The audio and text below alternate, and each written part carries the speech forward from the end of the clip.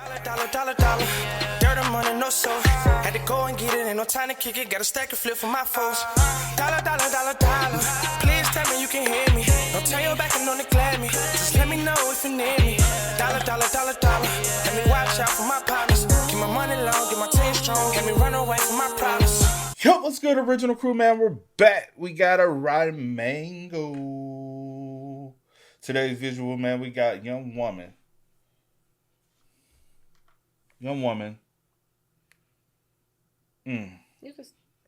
Self with gun longer than arms in mayor's home. 2 years later, another girl is dead. I'll just say young woman found deceased in mayor's home. 2 years later, another girl is found dead as well. That is crazy. If I do say so myself. How about you, C? Yep. Hey, make sure you check out the links in the description box. Down below. You already know where to go. If you want to first support, all you got to do is check out down below. Also, if you enjoyed today's video, like it in with a thumbs up. Also, man, just a disclaimer. I know some people want us to do certain Rotten Mango videos. Certain topics we cannot do. Mm-hmm. We have tried to do certain... I'm trying to talk in code, but certain people we can't do videos on unless YouTube's going to restrict those videos. We did a video recently on that, they restricted it. I was like, why? The whole video they flagged. I mean, from the time we started reacting all the way to the time we ended reacting, they said all of this video. I said, huh? But the person got it on YouTube when you just react to it. So, yeah, certain people we ain't going to touch on YouTube, man. So we are very selective with what we do. Yeah. And we apologize about that, but hey. It's not us. Yeah, unfortunately, we cannot. Let's go. Let's check this out. Let's see what's about. You ready? Yeah. Bada bing, bada boo. 6 p.m. in Kotzebue, Alaska.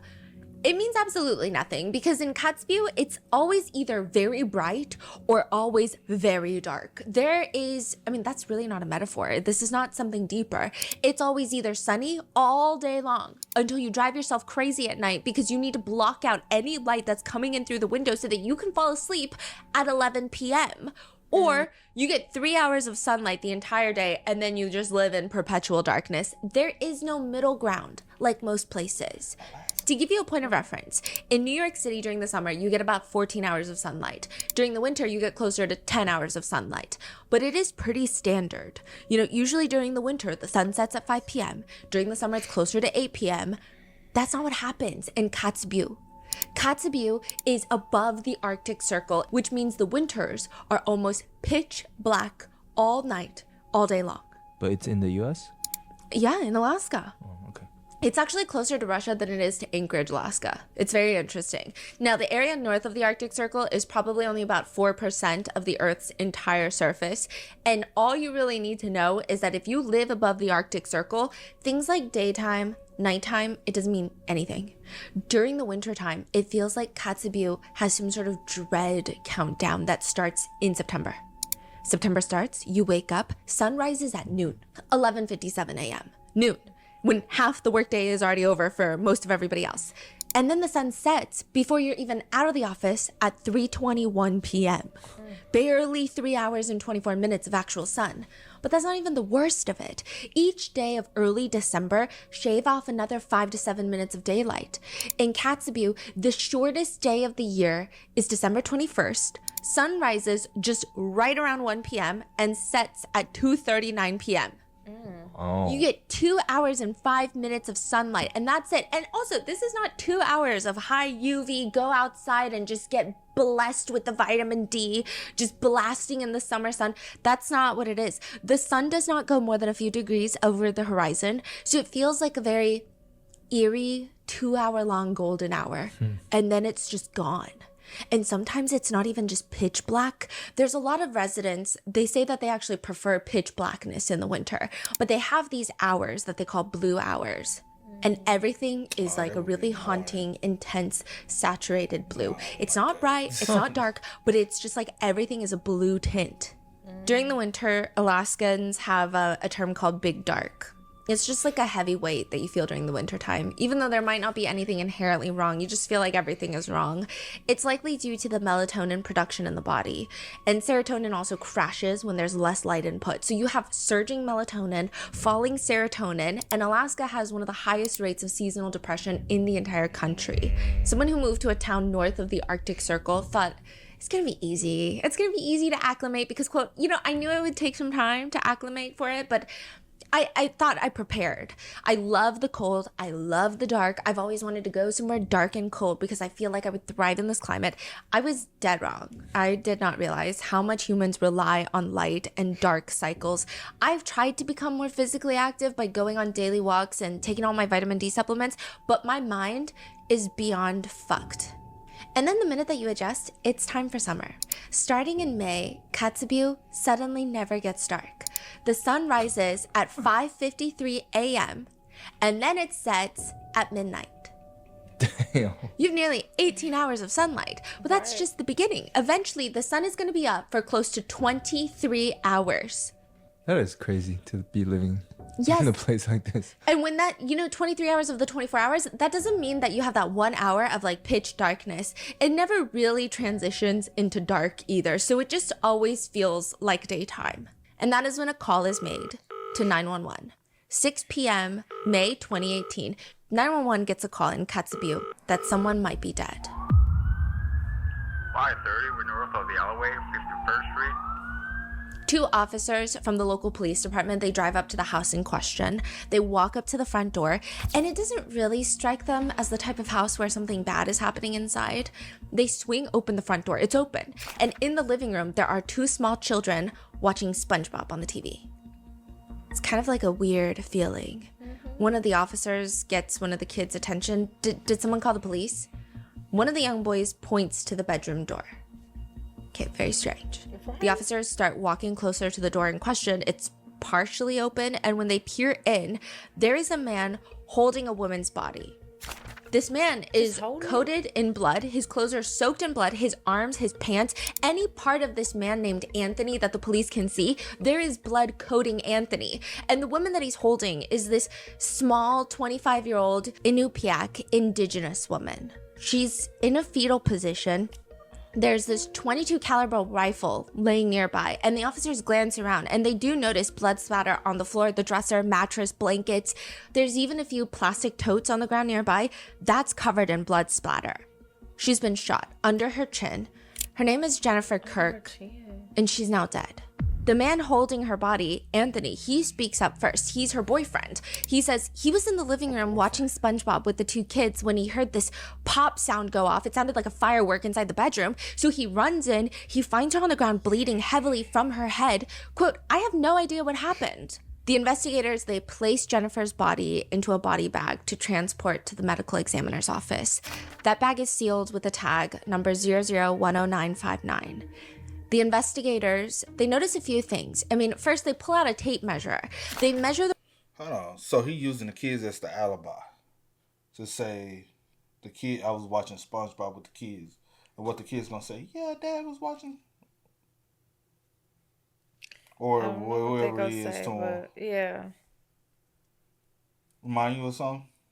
No, just it's another dude use his kid as an alibi. That we personally know about that situation. That happened here. Oh yeah. Hey, we eating breakfast. I told him to go check on his mama. He go in the bathroom and find his mom deceased. The son does. What kind of sick mindset individual do some shit like that? And then try to use the son as the alibi. Say, hey, I've been down here with my son this whole time. The son said, well, at one point, Mom and Dad was arguing. But Dad came down. Mom was in the bathroom. And she took a long time. And then Dad told me to go check on her because we supposed to be going out the house. Kind of find out. Yeah. She supposedly the bag was duct taped around, right? The investigators, they notice a few things. I mean, first they pull out a tape measure. They measure the rifle from the tip of the barrel. So This is where the bullet comes out. It exits the gun at that point. And then the tip of the trigger, not the handle, not the other end of the gun, the trigger. You need to press this for the gun to fire. It is 27 1/8 inches long. And then they measured Jennifer's arm. Jennifer's arm is 26 inches and 3/16 inches long. Her arm is shorter than the trigger to the barrel. Her arm is shorter than the gun, but they believe she self-exited. Then at the morgue, as the medical examiner unseals the body bag, number 00-10959, they notice red markings around Jennifer Kirk's neck, and there's clear handprints around her neck. So Jennifer Kirk did not just sustain a fatal gunshot wound, she was strangled before she died. The investigators, they do not... Do we do a proper investigation to see what is actually the cause of death? Is the gunshot is the cause of death or strangulation? Because that can be determined. Yeah. Reason why blood splatter, the trajectory of...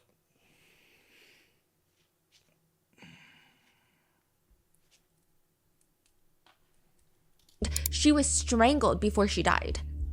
The investigators, they do not ask the next obvious questions. Instead, they close the case within 1 day of investigating, and they state that Jennifer Kirk sadly, tragically self-exited. Shut the front door. They don't ask the man Anthony to test his hands or his clothes for gunshot residue. They don't Do that. Y'all suck. Y'all suck. Y'all, come on. Everybody in the house, y'all was supposed to test their hands. Even the kids, depending on the age. Well, it seemed like they were smaller kids.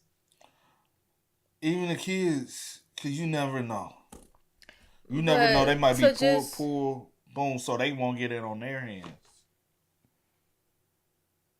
You saying like someone making them do it?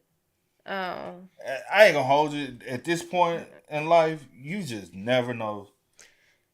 You just really never know nowadays. It's hard to trust anything, and anything is possible. Don't look into his past because he has a past record of abuse and SA.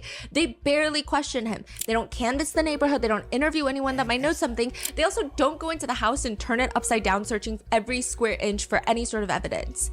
Because after all, it would be kind of weird to search the mayor's house, right? Anthony Richards, the man covered in blood, is the son of Clement Richards Sr., the mayor of the Northwest Arctic Bureau. How could a mayor's son ever turn out to be a killer? And even if they find another body in that house 2 years after Jennifer Kirk, do they really need to do something about it? This gonna be a crazy case, bro. And you know why a case like this goes like kind of quiet or unlike, what's the word I'm looking for? Like under the radar, just or not like televised, but a lot of people don't know about it. Is because it is Alaska. How much report of things that's going on in Alaska that we hear about? Very rare. Like we'll hear about something going on in Washington, New York. Like it's places like that. Like Alaska, you don't really hear about crime. Hawaii, they're still part of the U.S. You know. Wyoming. Not saying they don't have it, just you don't hear about it as much. Yeah, it's not reported on like Wyoming. Yeah. It's like North Dakota, South Dakota. It's like those places like that. It's just if something goes on there, it never reaches national. Yeah. You know what I'm saying? National news. Possible for Rotten Mango to support the Manilac Association. They are an indigenously operated nonprofit that provides high quality, culturally relevant health, social, and tribal services in the Northwest Arctic Bureau. This episode's partnerships have also made it possible to support Rotten Mango's growing team, and we would also like to thank you guys for your continued support. I will say that there is this huge expose done with ProPublica and Anchorage Daily News with the journalist Kyle Hopkins. It's so informative. They went and they spoke to so so many people in town. They did investigative boots on the ground, investigative work, and it's just a great piece of journalism. So please go take a look at that. With that being said, today's case involves mentions of self-exit, DV, gun violence. However, the biggest thing to be aware of, it involves missing and murdered Indigenous peoples.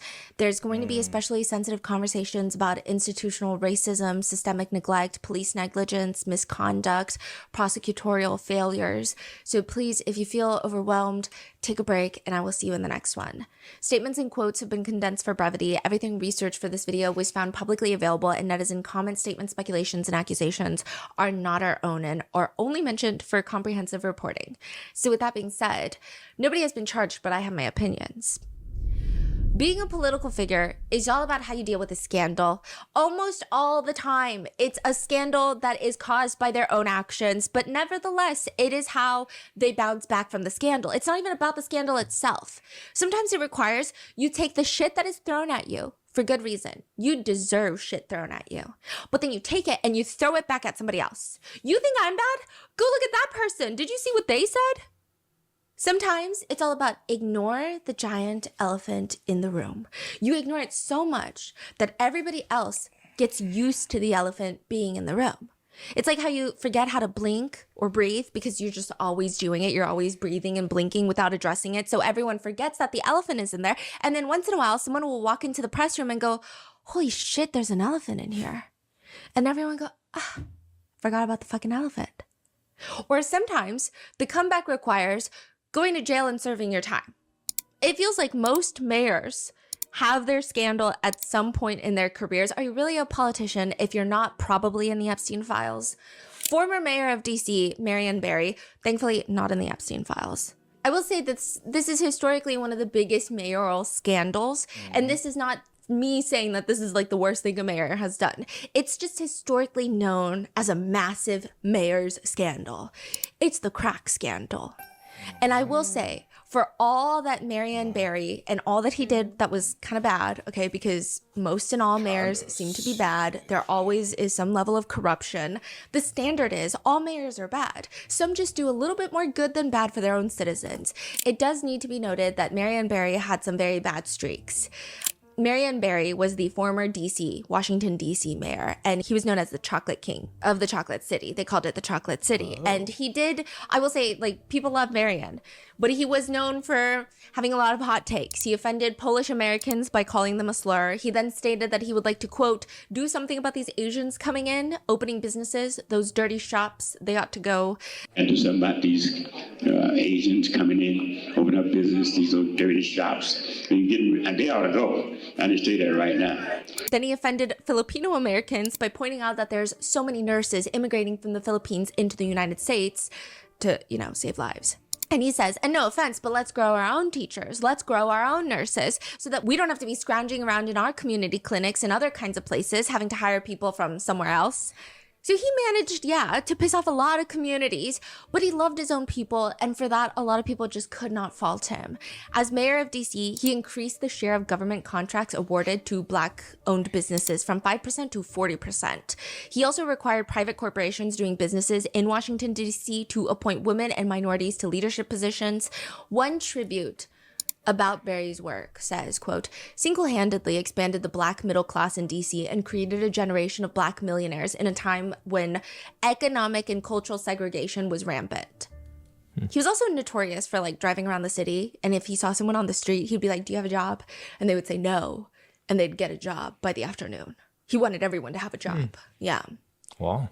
I would hope that his discriminatory remarks against Asians, Polish people, I hope it was a big learning moment for him, a moment of growth. But regardless, he won re-election countless times.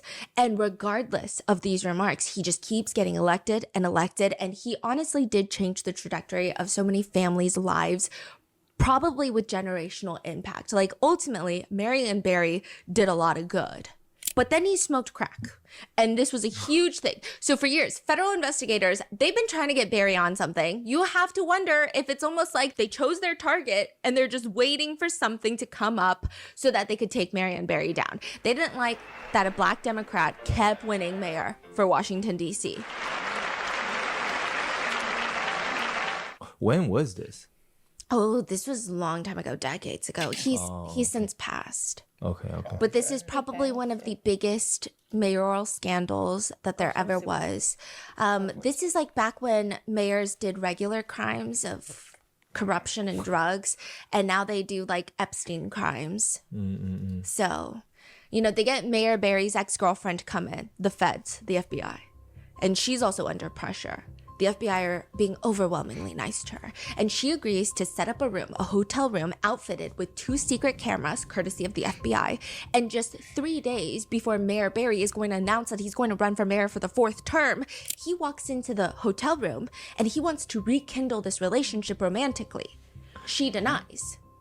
Especially because there's just another strange woman sitting in the corner of the room. Her name is Wanda, but her name's not really Wanda because she's an FBI undercover agent. And so she's sitting there and she's like, oh, I'm just a friend of your ex-girlfriend. Do you want to smoke crack? Mayor Barry is like, no. She then asks him again, are you sure you don't want to smoke crack? He's like, no, I don't want to smoke crack. And then she brings it up again and again. And finally, Mayor Barry picks up the crack pipe, inhales twice. I always did that. Yes, you're kidding. I always did it. And a second later, the door is kicked open. FBI agents, DC police, they arrest Mayor Barry, to which he responds, and this is now the viral quote, goddamn bitch set me up like this. Set me up, ain't that a bitch? Fucked up a beer with this goddamn bitch set me up like this. Set me up, ain't that a bitch? Calm down. Those were his words. And that's why people love Mayor Barry, okay? Like, people love Mayor Barry. And then he looks But they did set him up. They literally said it. I mean, I don't even know how this is not entrapment. It's just straight up entrapment at this point. That's She crazy. asked so many times, are you sure you don't want to smoke crack? So why the fucking girlfriend sold out like that? Well, if he was smart, he should have said, well, bitch, you got to do it first. I'm like, bitch, you hit the crack pipe first, then maybe I'll do it. Let me see you do it first. That's what I would have thought. If you was smart, because you don't know the chick. Right, I don't know you. I don't know I you, don't smoke with everybody.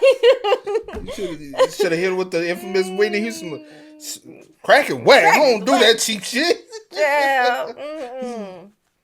I think they were scaring her. I think they were scaring the shit out of her. Okay. Now, I do want to know, Mayor Barry did a lot of drugs. Like, it is a truth.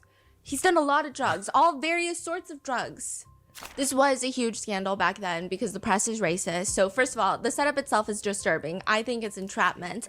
And then instead of the articles afterwards just saying, oh my gosh, our mayor was caught doing drugs, which would have been the headlines had a white mayor been caught doing cocaine, there is the persistent racism of a black man smoking crack, which, by the way, I just want to note that there is a sentencing ratio of 100 to 1 between crack and powder cocaine, which technically the molecule high is like the same thing, which means if you have 2 sugar packets of crack, you get a mandatory 5-year prison sentence. Meanwhile, you'll probably see an influencer do more than that of cocaine in a Carbone or Nobu bathroom on any given Saturday night.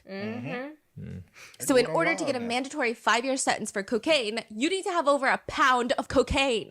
Perhaps the more cleanly, morally indisputable act is that he tried to rekindle his relationship with his ex in the hotel room while he's married, and his wife did support him through the entire trial. So anyway, he goes to jail for 6 months in federal prison, and once he's released, he runs for mayor again, and he wins.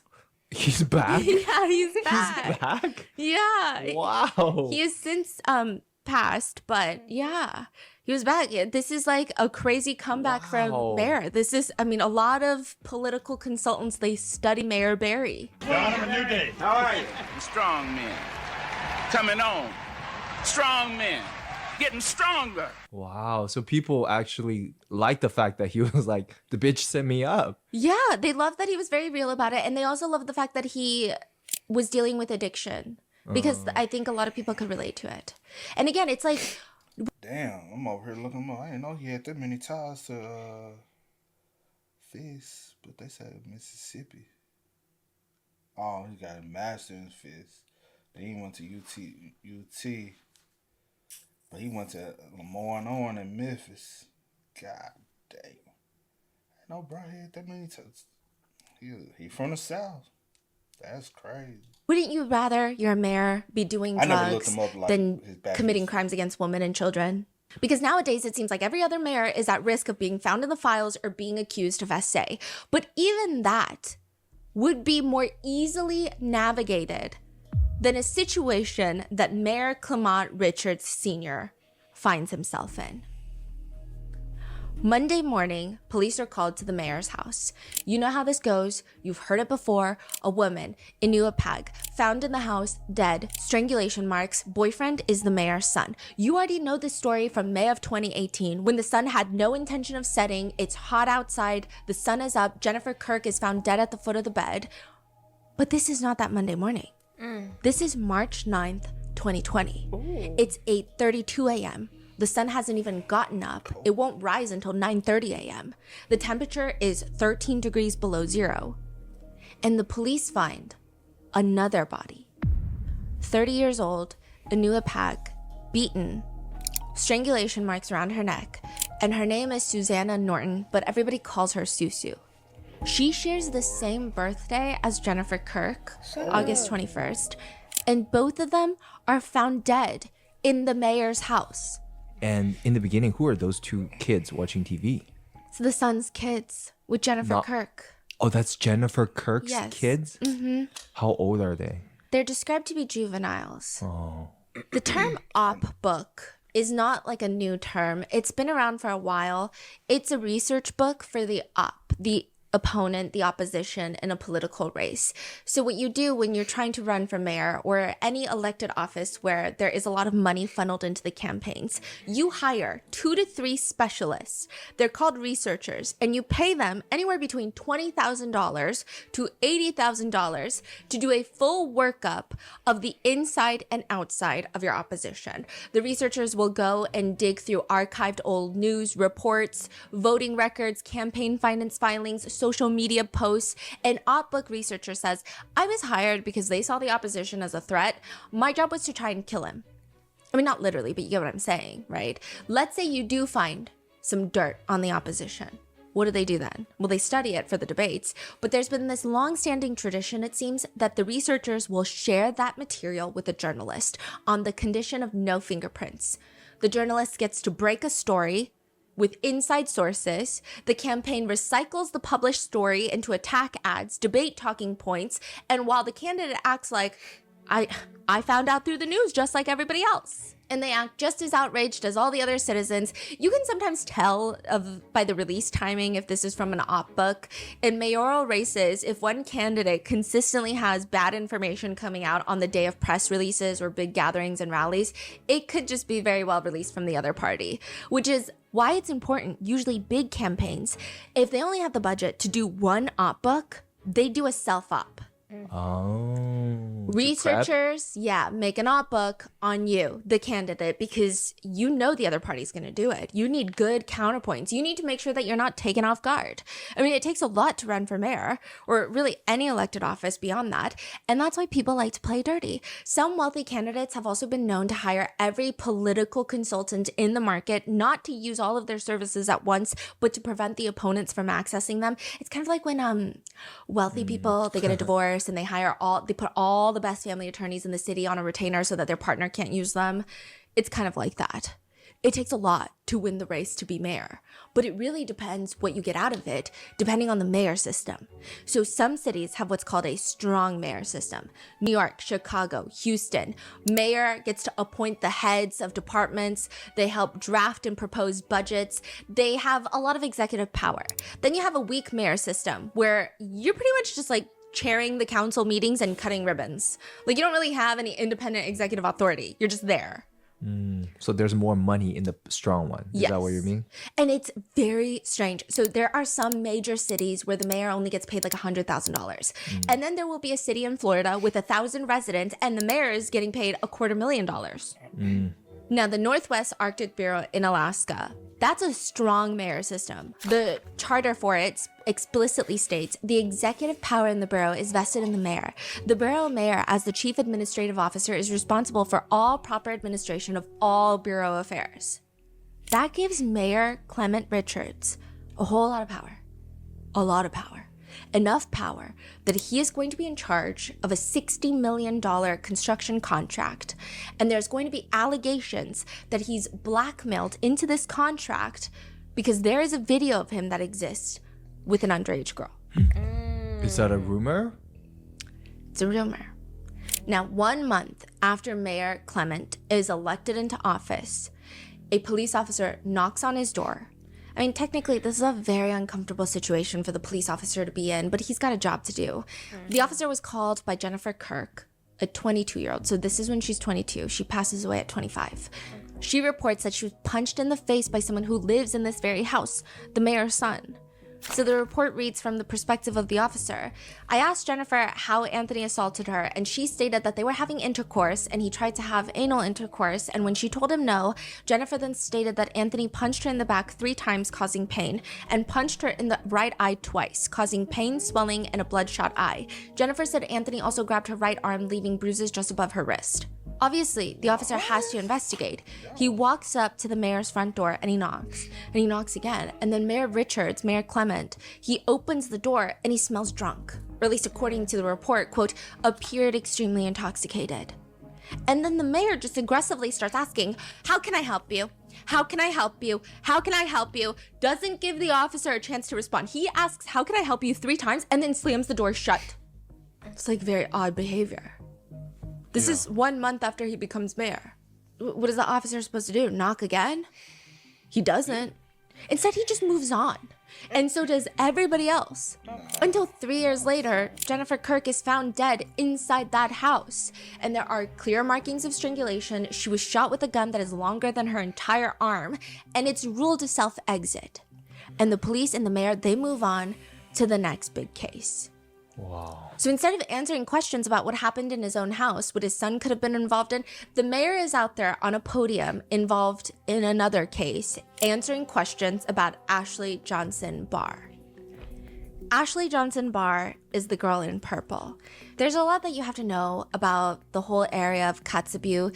It's closer to Russia, like I said, than Anchorage. It's a very isolated area. It's part of this like frying pan-shaped peninsula in Alaska, and it's actually believed to be one of the oldest continuously inhabited settlements in the Americas. The land should belong to the Inupiat people, and they do comprise of roughly 75% of the population, but of course it's stolen land. But a lot more on this later. It's a very small population where, yes, the trope, everybody knows everybody. And it's true. It's also true that September 6, 2018, everybody knows that 10-year-old Ashley Johnson Barr does not come home. And everybody knows Ashley Johnson Barr. People say she's the kid that just seemed to be everywhere. Like she could teleport. She'll be picking blueberries with her family and then showing up to 5 different church services and Bible studies every single week. If there's a body of water, she's probably trying to change into a swimsuit and swim in it, even if it's a puddle. But that Thursday evening, she goes to hang out at the playground in the town center. And this is not like other parts of the US where kids are not out by themselves. She's got a phone. She's at the town center. This is very normal for kids in this area. And this happened after Jennifer's body was found, or 3 months after Jennifer's body is found. And this case, Ashley Johnson Barr's case, does make national news. Okay. And because the mayor is the mayor of the town that this is occurring in, he almost becomes like this spokesperson for this case. And yet nobody's asking him about the fact that 3 months ago, a woman was found dead on his property. Yeah. And his own son was covered in her own blood. Yeah, how does that make sense? Why is nobody... Exactly. Is it just like he has so much power that it's been silenced from the town? And again, this is a town where, like I said, it's that trope, everybody knows everybody, and Ashley goes missing. And for 8 days, all hell breaks loose. Boats, helicopters, K9 units are flown into the town to help. The Coast Guard gets involved. At any given time, there were as many as 50 people searching for Ashley. September 14th, 2018, a volunteer spots Ashley's body in the tundra a few miles outside of town. She had been essayed and strangled to death at 10 years old. So very quickly, a 41-year-old man, Peter Vance Wilson, gets arrested. I mean, the first sign that something was wrong with Peter was a relative of Peter's was going through, everyone in town is looking for Ashley. And he's going through Peter's coat. I don't know if he was hanging the coat up or if it was just like sprawled out on the couch, so he's picking it up. And he notices something heavy in the pocket. He reaches in and it's Ashley's phone. Okay. Now, DNA testing also showed that he was the one that kidnapped Ashley, essayed her, and then strangled her with her own pants. He also eventually confessed. But the infuriating part about all of this is that all these people start coming forward and they keep saying, we knew that Peter had problems and we tried to tell everybody that Peter had problems. 2 female relatives stated that Peter had repeatedly, throughout their entire childhoods, essayed them and he never got in trouble. He started essaying his relatives when he was 12 years old. Family members describe as many as 40 different accounts of essay from Peter, and they tried to tell people, and nobody was listening to anybody. Like the police isn't doing anything? Yeah, nobody's doing anything. They just, Ashley's father even states, quote, some ladies and young girls sure did try and go and speak up. Guess what happened? Nothing happened. People told them they never did this to you. You're just making up stories. But Ashley's case is monumental for a number of reasons. I mean, I could do a whole episode on this, but people realized how much resources they could actually mobilize. I mean, the way that people came together to find Ashley, how the entire state of Alaska seemed to come together, that means the resources are there. So if the case is there, this should be the reception for every missing and murdered Indigenous person. Not just like once in a while, but every single time. Secondly, there was this sentiment in Alaska that a culture of silence is not going to be tolerated anymore. If someone had taken accusations against Peter seriously, Ashley would still be alive. Many of Peter's relatives would have been safer. Ashley's dad states, our daughter started something. No more silence. I mean, there's just so much more to the case, but I mean, her parents are doing a lot of good for women and children in Alaska.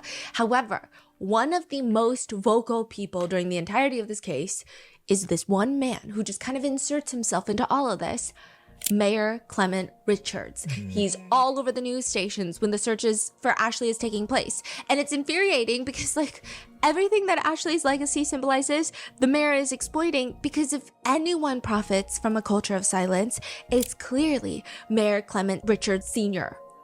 Because just 3 months before he makes himself the spokesperson for Ashley's passing, Jennifer Kirk was found dead in his house and he's just sweeping it under the rug. Some people just really make it easy for the police to do their job.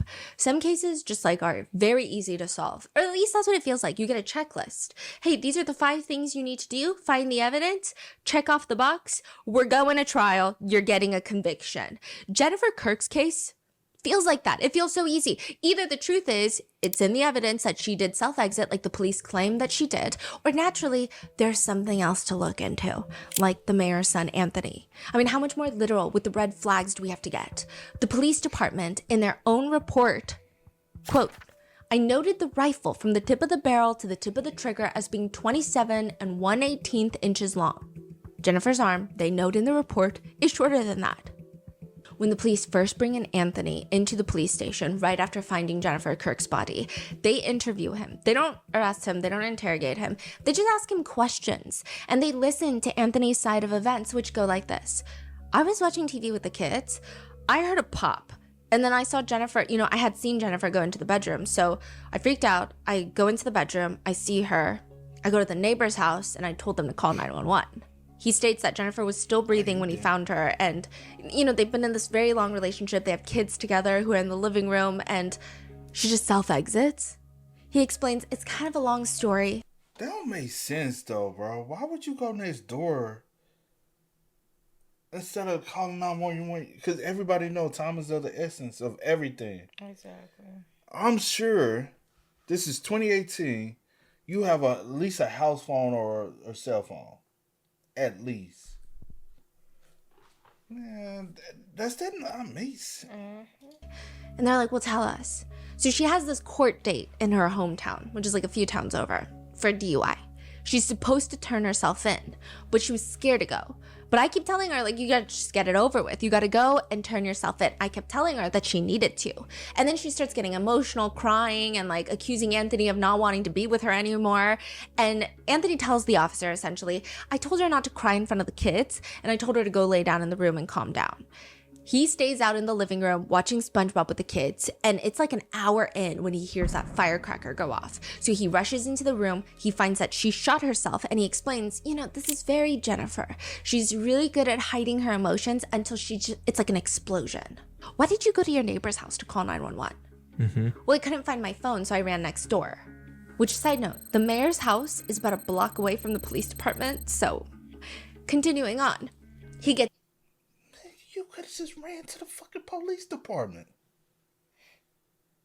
It's right down, bro. That's not even a block away. Is about a block away from the police department. This is the whole police department. Literally, 1, 2. I'ma run. Bam, bam, bam.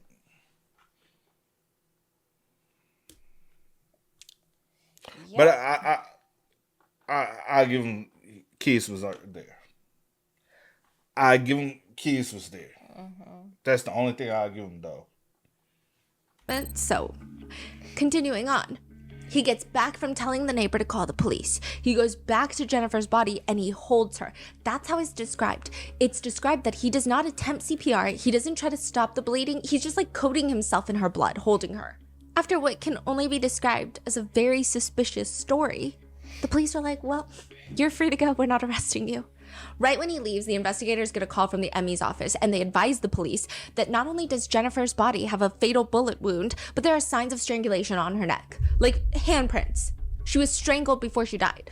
And this police department is not big at all, which, by the way, that's another thing that I have a personal gripe about this. Okay, so we tried to FOIA request this case a long time ago, and a team member on the RM team kept trying to get in touch with the police department, and we do FOIA requests all around different states and different towns, different cities, different police departments, and some police departments, each one operates differently. And each one feels like a whole new learning process of like how to get a FOIA request. This is a small, tiny little police department, and it took suspiciously long to get a response from them. Like in a way that it didn't make any sense, in my opinion. So this entire tiny little police department, they probably know everybody, and they know that a month after Clement is elected into office, so a few years ago, an officer got called out to the mayor's house by Jennifer Kirk because she reported that Anthony had assaulted her, and now she's dead a few years later.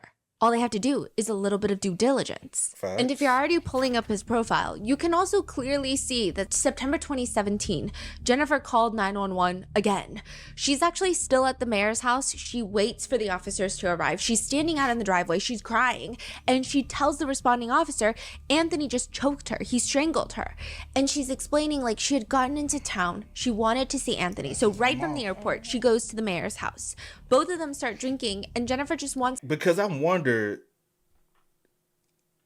not wonder. This is what I'm thinking. He strangled her. She passed out. She died.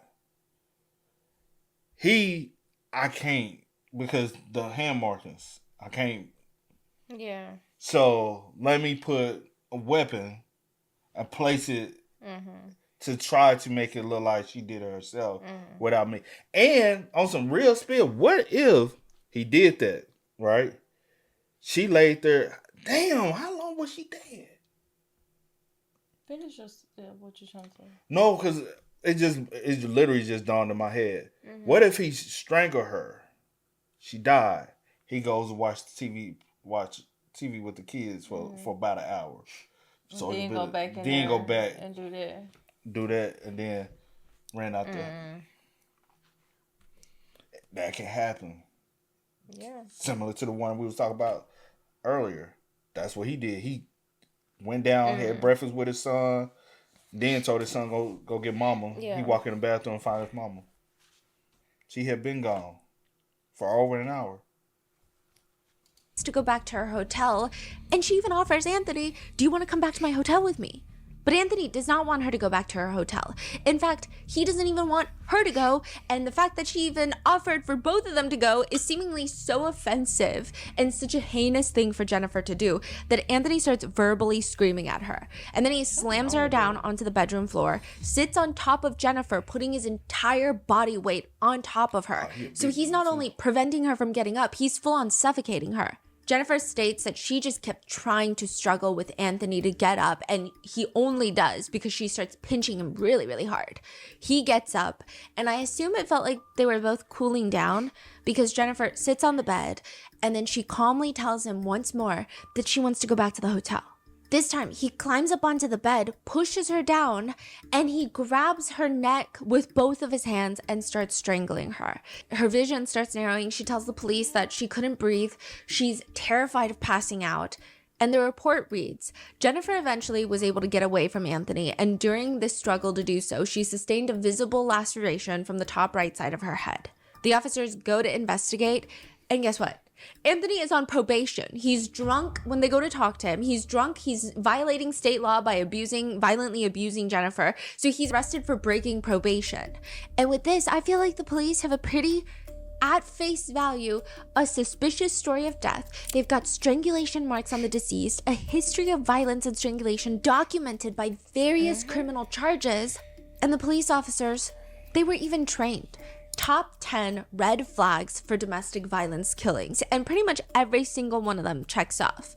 The red flags consist of victim dies prematurely. Jennifer Kirk is 25.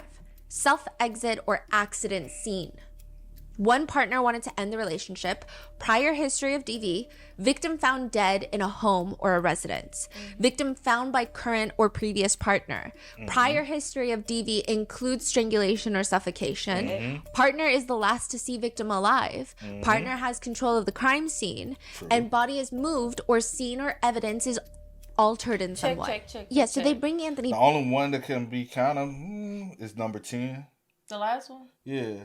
But seeing is altered due to Well, it is planning because when they of the- find you, you holding her. And like, so they're not even yes. finding her how she was. You picking her up, smearing her blood all over you, and you did that to make you look Yeah. like I'm trying to say. Yeah. But you ran out to.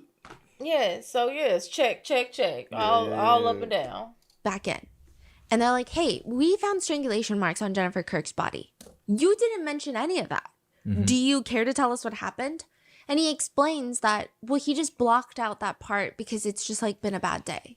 And he said it was all in self-defense. Oh, God. He said that Jennifer started punching, slapping him on the side of his head. So in order to stop her, he does what any normal human does. He holds her back by her neck with both of his hands. It's like the most reasonable defensive stance. Of course, everybody's done it before.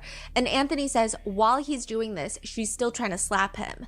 Now, when the police are like, well, how much pressure did you apply? He doesn't recall. Did she fall unconscious or not? He doesn't remember. He doesn't remember if he knocked her unconscious or not.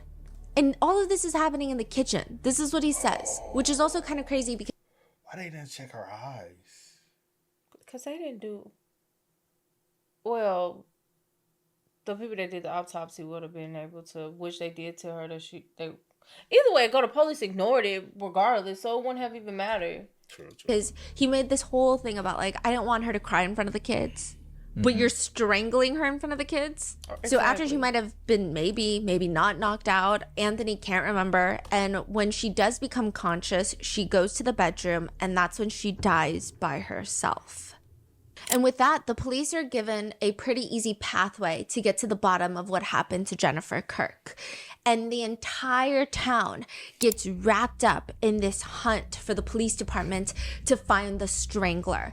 Authorities are asking for the public's help. Help us find out who did this. Here are the clues that we have. They're putting out like pictures.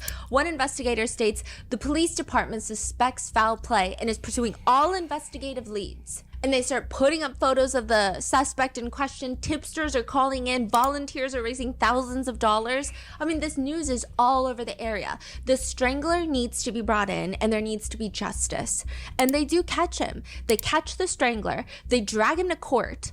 But it's not for Jennifer's death. It's not for the death of Jennifer Kirk. All of this police investigative efforts is for a husky. So around the same time that Jennifer Kirk is found dead, the city fire department's pet husky is also found dead. They close Jennifer's case, and they do like a citywide hunt for the strangler. For the husky. Yes, and like, don't get me wrong, I think that person needs to be punished for sure, but yeah, for sure. nothing for Yeah. Jennifer. You think it's like a cover up? It's like a. It seems like priorities. They don't care for Jennifer Kirk. In fact, You think they don't care or they're hiding something, right? Like they don't care is like, okay, I'm not gonna do more investigation. Hiding is someone is covering up for someone. I don't know if they're that smart. Really? Yeah. Everyone in town thought it was weird. Everyone in town thought what's Jennifer weird? Kirk's death is weird. Correct. They don't care to make statements and make it make sense. They don't care to address it. It's just like, well, what are you going to do about it? That's the feeling that I get. It's I so don't blatant. understand. It doesn't feel like a cover up of like, ooh, a diversion. Don't pay attention to this. Pay attention to this. It doesn't feel like that. So why It is there no genuinely feels investigation if because the mayor controls the police department. This is Yeah. a really small town. yeah. And they don't care to investigate. So even the So- police who made the report rolled the gun is longer than the arm. Yes. That means he also suspected of some kind of foul play, Yeah, but Oh, my he bad. doesn't care. or he was told not to Yeah. look. And he doesn't care enough to go against Right. the status quo. So I feel like that will be considered trying to cover up, right? Or would it? Or can two things be true at the same time? Two things can be true at the same time, but I don't know in this case if they just don't care to investigate because. Do you not care to investigate because you feel like it is what it was ruled as? Or do you not care to investigate because it involves the mayor's son? I think it's more which leaning. that to me would be considered in somewhat of like Or trying to. I don't think it's necessary. If it's the latter, right? Is it 100% a cover up, or is it you afraid to? So you don't care. I don't. Not saying you don't care. You care, but you like, hey, because this does happen a lot. Where hey, I know something's not right, but me by myself, can I do this and take? Even though it's a small town, we know we come from small towns. We know how small towns operate. Not as small as this, but a lot of dirty things happen in small towns, right? Is it one of those things where am I gonna have the support to go at this, or could this jeopardize my job and possibility? So you don't care to investigate it. It's not the fact that I don't care. I want to, but it's the fear is what I'm saying. Is it a fear thing? That's Okay. what I'm asking. But we all asking some different things, so who knows? We don't know. You have your You think he just don't care? who? The officer. Or I'm not comprehending what you. I don't think nothing. I do kind of think something. Well, but tell us what you think. I feel like it's a combination of both. I feel like I don't know. I really don't know. I really feel like it's a combination of both. I feel like you don't care to fully investigate. One, maybe because of who it's involving. That's my thing. I feel like you don't care to investigate because who is involving. So we're just going to cover up that, I guess maybe not cover up, but ignore that the what are they called? The people that did the autopsy or whatever. The medical examiner informed us that she was strangled, but we're just going to only look at the fact that she had this gunshot wound and just close the case. Well, with that, and rule it as. But with that, if you don't care, do you even put it in a police report? If you don't care, because if you don't care, that wouldn't even be in a report. It may not be in y'all. Well, I don't know if it's in a report, but it'll be in a medical examiner report, regardless of the fact. But she didn't subpoena the medical Oh, examiner. well, She okay. subpoenaed. Okay, well, So I don't know. That's what I'm I saying. don't know. If I don't you don't know. care at all, would you even put it in the report that the medical examiner told you? Would it even about matter? Honestly, would it matter if I put it in there or not? Who would do anything? No one. The police department is small. And that's so who hold on. And that's the reason why I said, is it out of fear that nothing will be done about it, even if I try to take this approach? So it's not that I don't care. It's how do I play this? That's what I'm saying. Is it possibility not that he doesn't care? I got you. I get you.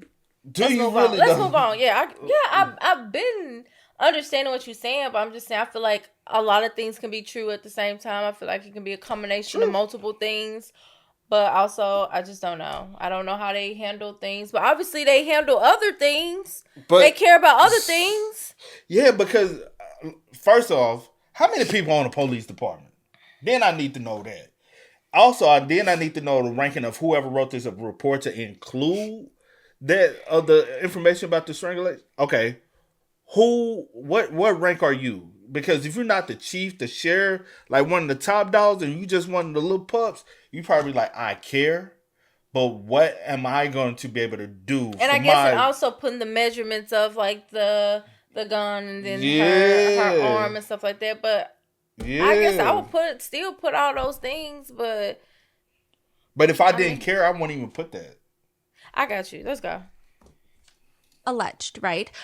That's our personal opinion of just the limited information that we have, right? In terms of the husky and the search for the strangler, I don't think it's some sort of diversion, don't let the community members. It doesn't seem like that. It seems like the community knows and the mayor is like, what are you going to do about it? Okay, that's the feeling. But Jennifer's case, yes, someone said do not continue. It's unclear if someone said do not continue or the lead investigator got bonked on the head with a coconut and decided to close the case. You know, we don't know what happened behind closed doors. Legally speaking, that would be bad to say. Okay. You can come to your own personal conclusions about that, but all we know is that within one investigative day, the case is closed and it's deemed a self-exit. Whether the mayor said shut it down, whether the investigative lead said, wow, I did my due diligence of fucking 8 hours and I think that this is a self-exit, it's hard to say. So, yeah, the lead. So, because also I do wonder how is their justice system or whatever is really ran. Because I do know sometimes in like small towns like this, the mayor might be over the police department as well. And so he might be like, hey, shut that shit down. That's my son. And we went this way with it. That's what it is. Especially when you know the history, and a lot of people know the history. He's on probation, so even they will know his history. Your dad will know your history, and 9 times out of 10, anyone with common sense would know. Maybe, just maybe, this doesn't look right, and this could be more than what. The whole town know the history anyway because he was already known to be, and it's a small town. Everybody talking. Everybody knows. Right. When she go outside with a black eye or not on her head, everybody, what's the son name? Anthony? Mm-hmm. Oh, Anthony didn't put his hands on her again. So small towns gossip. Unlike here, a situation happened like that, you got a knot on your head. Nobody probably even know what's going on in your household. But back home, everybody in your business. The mother stay on mobile patrol or any other, like clockwork. Some people just sit at home, just refresh mobile patrol, just refresh. My dad and uncles never used to sit there and listen to the scanner all day, seeing what's going on. And then if they find out somebody in the family got something going on, report. I just heard on the scanner. Mm-hmm. So I'm like, that's what type of town this is. They talking. Yeah. Right. What about Jennifer's families? They think something is weird. They just want more investigations. They absolutely do not believe that she would self-exit. She was just on the phone with her mom. They were preparing for like future plans. There was nothing to indicate that she is someone that would want to self-exit. And then with all the history of domestic violence from Anthony, like it just, to them, it makes zero sense. Now, with the ProPublica piece, the expose, the police are going to come back and say something about Jennifer's death, and I'm going to get into it, and it's so infuriating, but it just feels like, to some people, because of the lack of investigation into Jennifer Kirk's death, another person is going to end up dead. Because 2 years after Jennifer Kirk dies, Susu Norton dies. And the mayor's son is going to be in the court once more answering questions about Susu's death. But this time, it's not Anthony.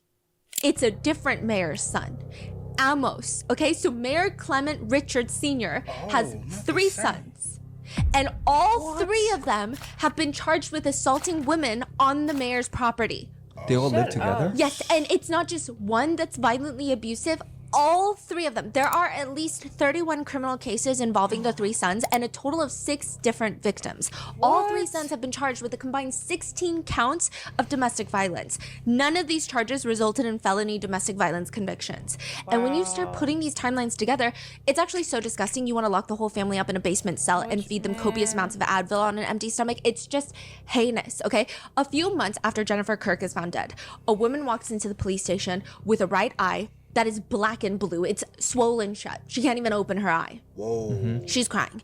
And she reports that her boyfriend, Amos, the eldest of the mayor's 3 sons, has been abusing her.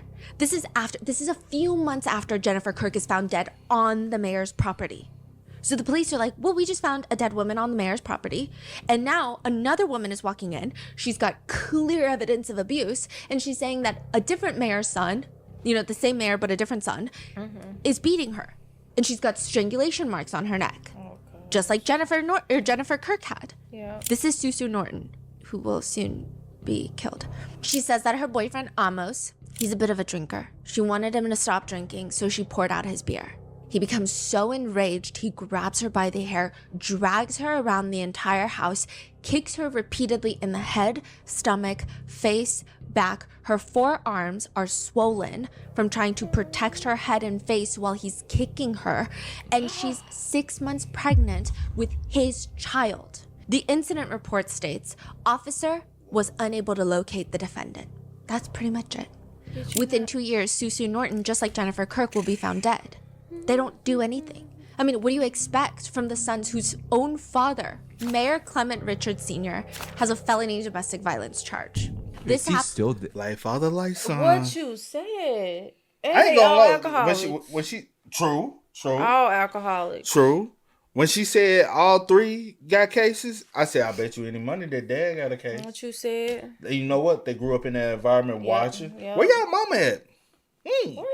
Where is them? I wonder if she deceased, or is she still, or they just not together. I wonder, but is he still the mayor? Is he still out and about? What's going on? He tried to run for re-election. He did not get re-elected in 2018. And then in 2022, Susu Norton's body is found in the mayor's house. And he's still out there. Kyle from ProPublica tried to go talk to him. And he's like, no comment. He won't make any comments. Nothing. This is so bizarre. What is going on? Now, this happens when the mom, Annette, so this is Clement Richards. This is like the ex-first lady of the town, I guess, right? But Annette is pregnant with their 3rd son, Anthony. So they have 3 sons. Anthony is, Jennifer Kirk's ex-boyfriend. She's pregnant. And by this point, they already have 2 sons. She's 8 months pregnant. And Clement Richards, in a fit of anger, beats her, kicks her in the stomach repeatedly until she starts profusely bleeding from her private areas. The police are called to the house. Clement and his wife Annette are just sitting in the living room. She's bleeding. And the officer concludes that Clement had been dragging Annette around by her hair, kicked her in the stomach with boots on, and then punched her in several other parts of her body. The very next day, Anthony is born. Clement Sr. pleads no contest to felony domestic violence assault and goes to jail for 6 months. Here's the mind-boggling part. You remember the whole op book that political candidates get on their opposition? Former Mayor Clement Richards has a domestic violence charge. This charge that is publicly available to see. It's a matter of public record before he's elected to become mayor. Meaning when he runs for mayor, none of his opponents, nobody in the area, nobody in the media mentions or brings up the fact that he nearly killed his wife and child. Nobody. Because they don't do their homework? Either they don't do their homework, or it's like what a lot of people are saying, enough is enough. This culture of silence is over with. I see. He becomes vice mayor, mayor. He's on the city council. He held political office from 1999 to 2018. I feel like that's longer than some of you guys have been alive. Wow. With this charge. And his wife, Annette, she starts working for the Alaskan state troopers, working with prosecutors in the local area that later become judges. These judges then later oversee her son's domestic violence cases. Which, side note, when Clement Richards was mayor, there was this huge scandal. So aside from Jennifer Kirk dying inside of his house, while he holds public office, there's this huge construction bid. It's a construction project, $60 million. He's the mayor in a mayor-strong system, and he gets to have, he's aggressively pushing for this no-bid contract to be awarded to a local company called Remote Solutions. They're going to get a $60 million contract to construct the school, the highway. This is what they need. The school district still has to vote on it. So does the borough assembly. But he's going to each person and he's like, you got to vote yes. It's got to go to Remote Solutions. Mayor Clement is using all of his power to swing the votes in his favor.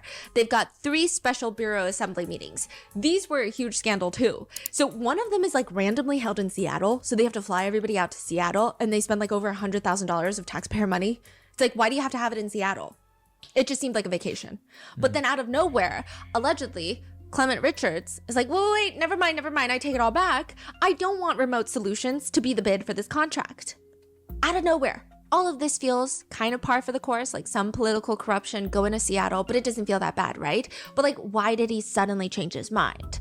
Well, Clement Richards fires his chief of staff for the borough, Eugene. And Eugene files a complaint to the police department. And he states that he was fired because he knew information that the mayor does not want to get out. Apparently, this is what he alleges. The mayor was drunk, driving a borough vehicle, this is like a city car, with a young underage girl in the car. He almost hits another car on the road, and that other driver that almost got hit, his name is Chris, he starts allegedly recording this incident on his phone that depicts the mayor driving drunk in a borough vehicle with a girl that appears to be underage. Chris then goes and shows it to a bunch of people who then notifies Eugene, the chief of staff. So Eugene is like, oh my God, there's this video. He says, quote, I told our mayor that he needs to go talk to Chris about the situation. Clement notified me that Chris agreed to delete the video and told Clement not to do it again. Now, he notices, Eugene is like noticing all these borough meetings, and Clement is like, oh, we got to do remote solutions. This is the bid for the construction work, right? Oh. And then suddenly he's like, no, it's not. We're not doing remote solutions anymore. Okay. And so Eugene is like, what the hell? And then Clement is like visibly upset. And so Eugene is like, what's wrong? Why are you upset? Eugene says, this is his claim, that Clement was told that Chris did not delete the video. And now the other parties who want this contract are telling Clement, get rid of the Baker brothers. The Baker brothers own Remote Solutions. Who's Baker Brothers? They own Remote Solutions. Oh, okay. Get rid of the Baker brothers or this video goes out. So all of a sudden he said, I don't want Remote Solutions anymore. So basically, he has like a little underground deal with Baker's brother. That's a big allegation, but you know. I mean, he really is trying to get Baker's brother this deal for whatever. And then a competitor got their hands on Chris's video. Yes. Now they're kind of telling him we want the contract. Kill the contract, kill the deal, because we want it. Right. Now there's scandal about So why is that. Eugene getting fired for that then? So then Eugene is like, that's messed up. He's like telling Clement Richards, no, like that's messed up. You got to do something about it. Like you cannot let this affect how you mayor this town. Then he gets fired. So then he's like, okay, well, I'm going to file a report because you wrongfully terminated me for like having a morally upstanding take. Okay. So, but I will say the other side of it, I went into too many rabbit holes, okay? But the other side of it, this is an allegation, but the other company, one of them shares a child with someone on the school board. So everybody's just trying to get the company that they get a kickback from. And I don't know if kickback should be used in like the very strict definition of contractually you get this much, but just you get some sort of indirect benefits. The driver was contacted by journalists and they state that there is no video, there's no involvement, but the whole thing was just a massive scandal, just huge. It was an even bigger scandal than what's going on inside that house. The mayor's 3 sons, Amos, he has multiple charges against him, he's the eldest, for victimizing and abusing his girlfriend and the mother of his children, Susu Norton, while she's pregnant. He's violently assaulting her, just like his dad violently assaulted his mom while she was pregnant. Susu Norton's death is being investigated right now, and I would say Amos would be, in most people's opinion, suspect number 1. And then you have the second son, Clement Jr.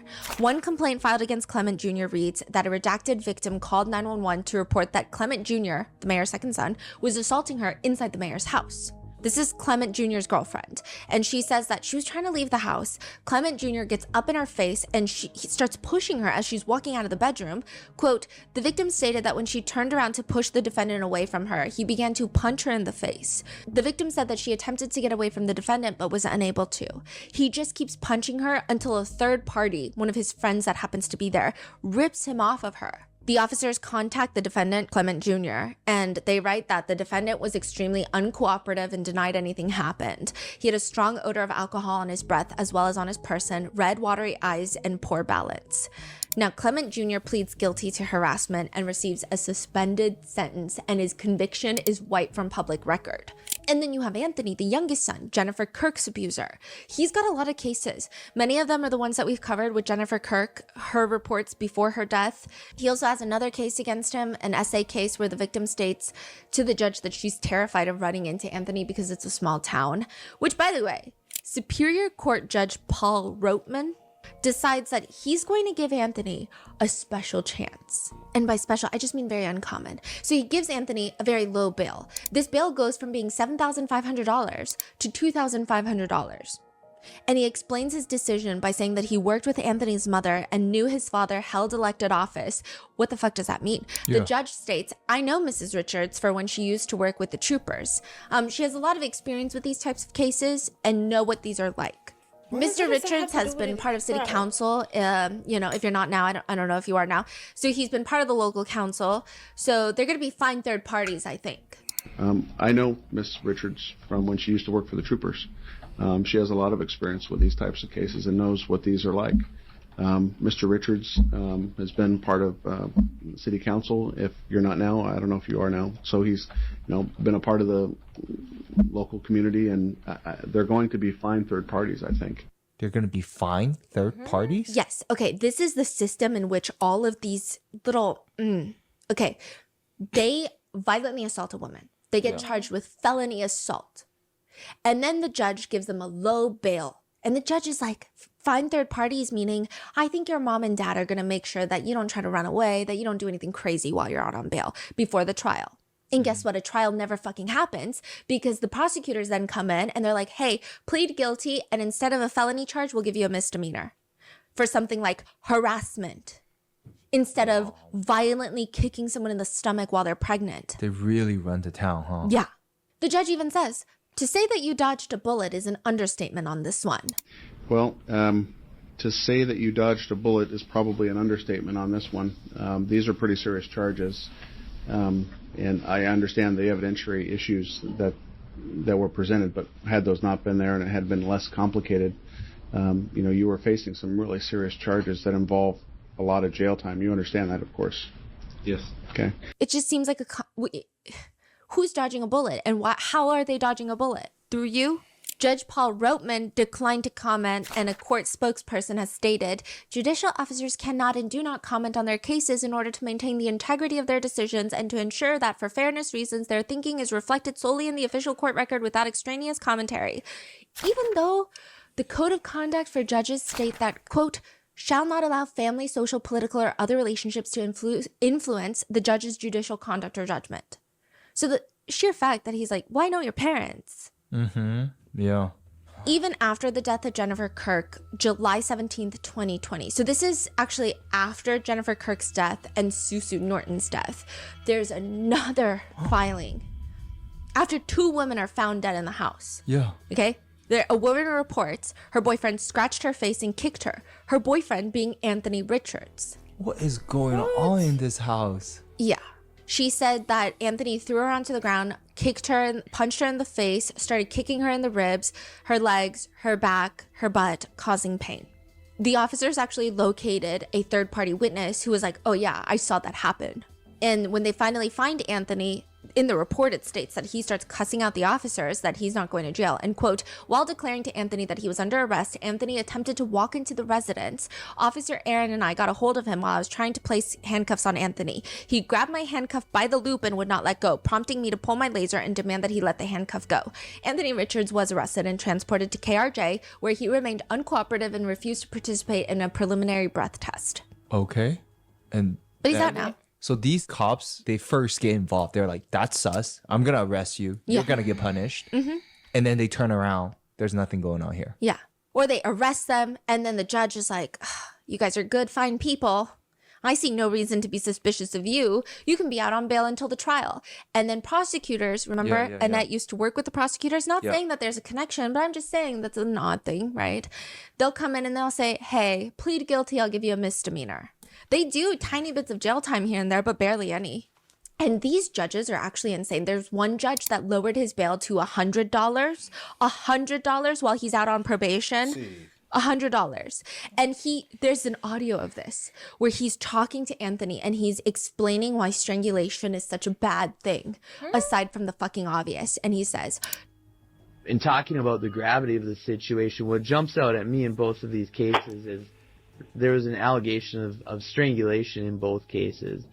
And that's the reason this was charged as a felony case. And I hope you do understand that you're serving a large amount of jail time, but you are getting away from a felony conviction by taking this agreement, and that's a big benefit to you.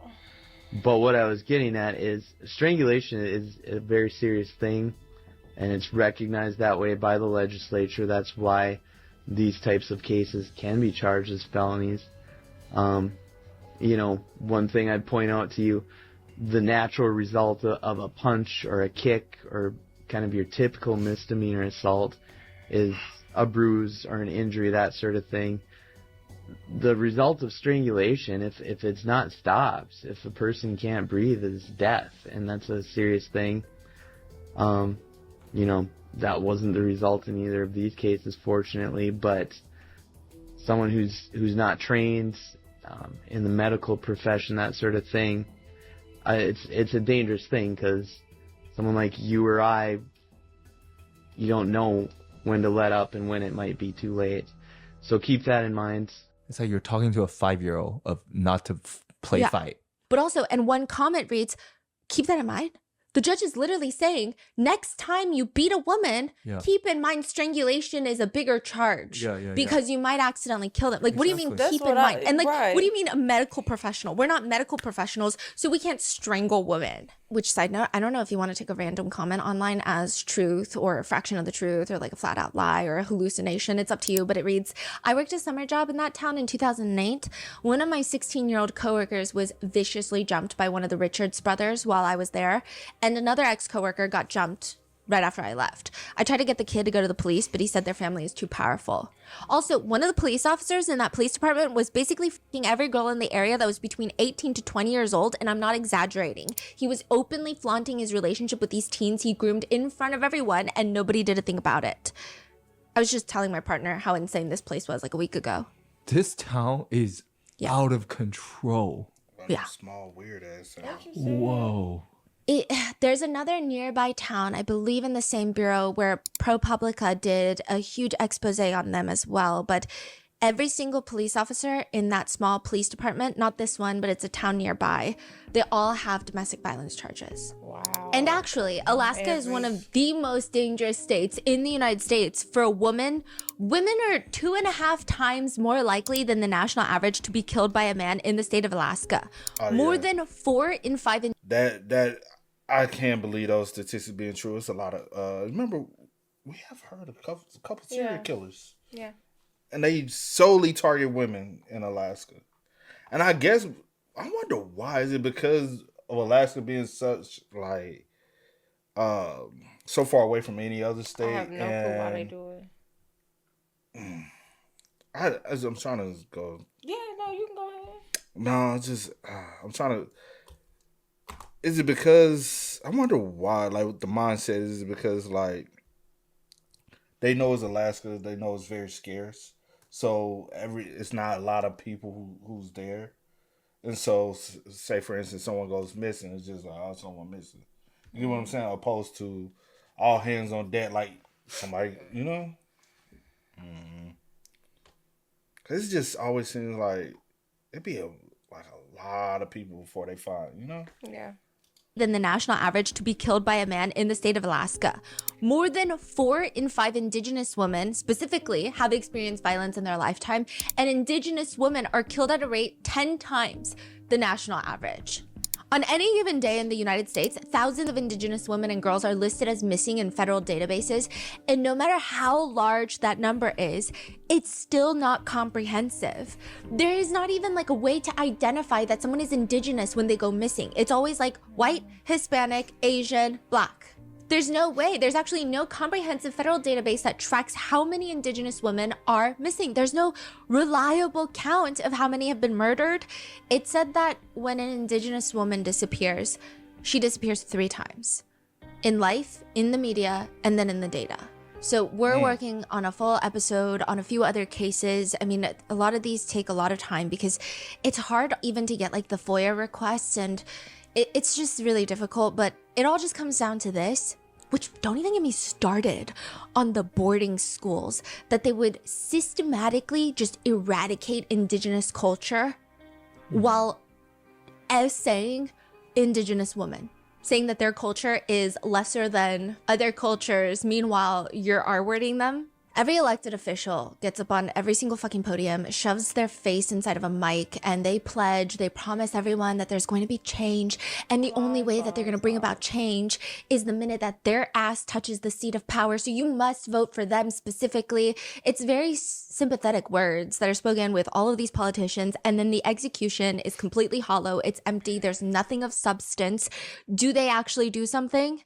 After the ProPublica expose on this case, in an open letter, the police chief states that state investigators reviewed the case of Jennifer's death in 2018, and they found no new leads. The letter reads, to the Katsubi community, since the news articles about several deaths were published by the Anchorage Daily News, past traumas and pains have been reopened in our community. These difficulties are not lost on me or your police department. The tragedy around the death of Jennifer Kirk in 2018 is one of many that weighs on our hearts. We need to advise the public that reading this letter may be disturbing for community members. Many in our community have raised questions or concerns about Jennifer's untimely death. I wanted you to hear from me directly on how the investigator assigned to the case took care to investigate Jennifer's passing and what the process looked like, so you have as much information as possible to make informed decisions about what you read, see, or hear. They allege in this letter that the investigator spent at least 16 days interviewing witnesses, collecting evidence, and following up leads before closing the case. Jennifer's own sister has come out to state that the police failed to properly communicate with the family during the initial investigation. They failed to interview certain witnesses. They even declined to provide the family police audio and video recordings from this closed investigation. Previously, Jennifer's parents were outspoken about stating that she would never self-exit and that the police never even really spoke to her about anything. Also, it was closed within one investigation day. I don't know where he's coming up with 16 days all of a sudden. And also, if that's the case, you should prosecute Anthony for strangulation, even if you don't prosecute him for potentially being involved in something more sinister. But he admitted to strangling her before she died. Mm-hmm. They continued, the medical examiner has the ultimate authority in determining the case of death. After a thorough review of the evidence and post-mortem autopsy, the medical examiner determined that there was no evidence that Jennifer had in any way been strangled prior to her death that day. There was also no evidence that anyone other than Jennifer fired the gun that ended her life.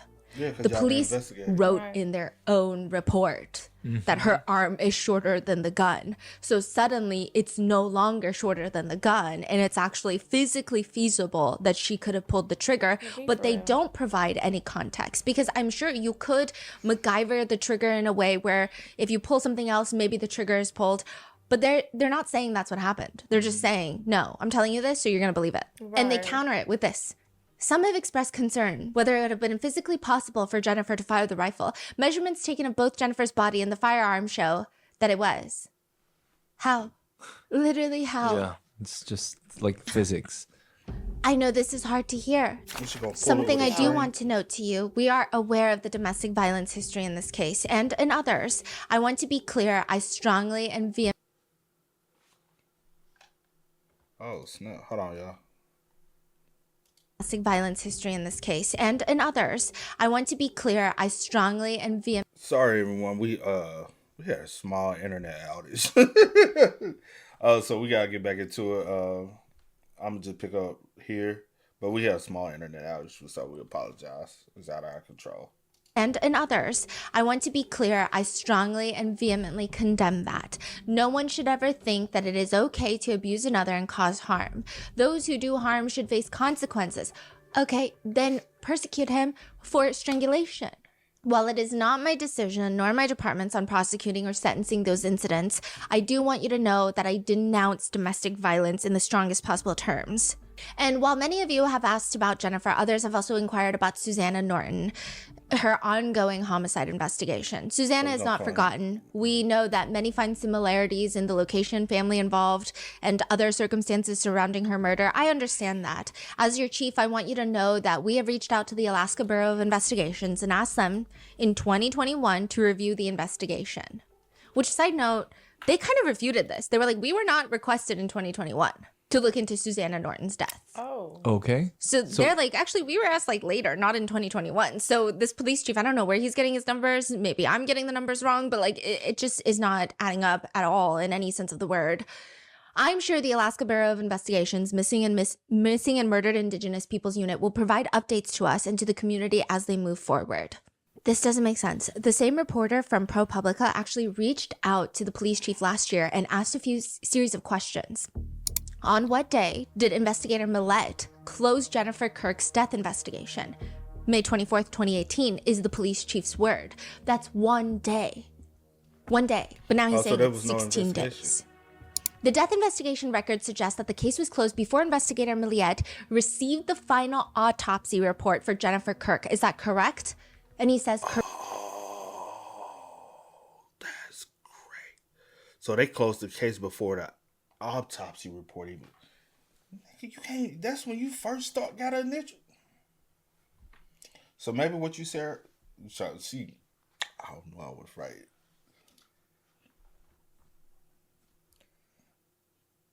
So you more leaning to don't care. Don't care. Sweep it under. Don't care. Sweep it under the rug. Cover it up because of who the family is. Who's involved. correct. But then in this, Who am I?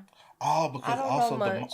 no. The more we know, also because the mom, and when you want to see justice brought to, even if No, because the because it same looks thing was bad. happening to you. No, because it's something of that nature will look way worse on the family as But an it was entirety. done to you though. Is what I'm saying. Child. Girl, I changed it. I meant. I don't know open what letter you meant. now, he's saying, well, this is up to the ME. We don't decide anything. So why is he switching up? Jennifer's sister even states, this open letter definitely took us by surprise again, and it was almost like adding insult to injury. Facts. Okay, what about the investigation into Susu Norton's death? Alaskan state troopers have taken over the investigation in 2022. That's 2 years after she was found dead. They told Susu's family that they're going to send investigators into the town, and that never happened. And Susu's family would know because they live 3 houses down from the mayor.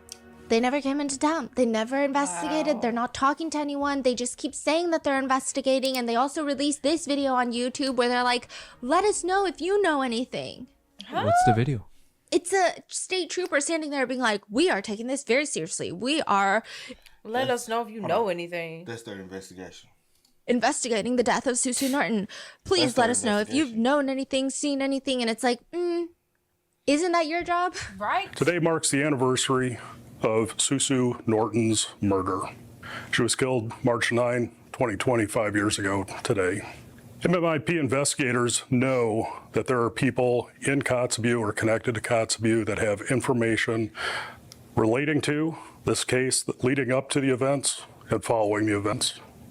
We're asking for the public's help. If you have any information at all that could be relevant in this case, we ask that you reach out to the Alaska State Troopers.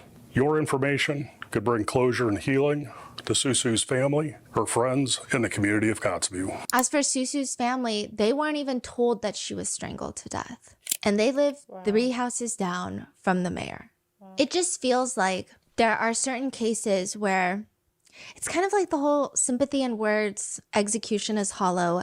Everyone is like, okay, we're going to take missing and murdered Indigenous people so seriously now. So what we're going to do is we're going to create a subunit inside of our police department, or the Alaskan State Troopers are going to have their own dedicated unit into investigating missing and murdered Indigenous people. And we're going to name it MMIP. And then we're going to investigate all these cases. And they come out online and they're like, yeah, we're investigating. And then ProPublica goes to the family and they're like, are they investigating? No. It just seems like they're not doing anything. So what's like the latest update on the previous mayor and the family now? They won't give any comments. They all still reside in that house. And Susu Norton's death is so-called being investigated. Okay, here's another thing, right? So while I do think that the rules around a FOIA request. So in the United States, it's the Freedom of Information Act. If you want information about a particular case, especially like a criminal case, you as a citizen, each state is different. Some states are really annoying. Some states you have to like be a resident of that state. Anyway, you submit a request and you can get redacted case files. They're not going to give you everything. They're just going to give you what is mandated by law to give you. And with Jennifer Kirk's case, there wasn't a lot, but you can FOIA request it because it's a closed case, because she was deemed to have self-exited. Now, here's the thing with Susanna Norton. They keep saying it's an ongoing investigation, which means you cannot get a FOIA request on an ongoing investigation because most of the time it's probably not good. They're investigating right now. You should not impede the police on doing their work. But if they're not doing the work, it almost feels like they're doing this so that nobody can get information, nobody can point out things that are weird or ask questions, and then everybody forgets about it and then they move on. Yeah. So they requested our FOIA request for Susu Norton's death, and they're saying, they denied it. Oh, they denied. Yeah, they denied it, and they said it's because it's an open, ongoing investigation, right? But then I'm looking online, and the family is coming out to journalists and saying, what are they investigating? They told us they were going to come into town, and they haven't come into town. So it's just open. It's not an investigation. Right. Also, I'm just saying, it's a really small police department, and the fact that they took so long to get back to us, because usually police departments, if they want to reject you for a FOIA request, it's like they already have a template. They're like, for ABC, bye, you're not getting it, okay? And then you can try to fight it because sometimes you're like, I don't think that's legally right. You can try to kind of maneuver around it, but no, they took so long and it didn't make any sense. One comment about this case reads, when it's rich billionaires who jettison themselves to the bottom of the ocean, we've got enough resources and money to send the Coast Guard to the bottom of the sea to retrieve their bodies and the debris. When it's two Indigenous women, no one cares. Suddenly there's no more money, no more resources, no bother, no care. This is documented discrimination in broad daylight. Other people are commenting, how is this coordinated silence okay? Like, who's holding these organizations accountable? Why are they allowed to just not answer? Like, why is the former mayor allowed to just not respond to comments? Yeah. And so that is where we are right now with this case. Wow. There's going to be a lot more. We're working on multiple different episodes, but if you live in Alaska, if you live anywhere near this town, call their police department, send in tips, send in requests to the state troopers, interact with anything that you see online about Jennifer Kirk and Susanna Norton. I think police typically don't care until everybody cares. And then they still don't care. They just don't want to be seen as not doing their job. What are your thoughts? Let me know in the comments, and I will see you in the next one. Be safe. That is so sad. It really is, because like, everything is in your face. Like, I don't know. I don't understand. And especially with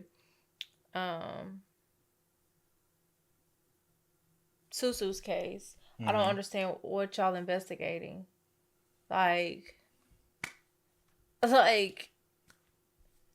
who are y'all investigating? That's the like. Do y'all? No, no, they don't know. Just made up BS. But rest in peace to Susu, and rest in peace to Jennifer as well. That's sad.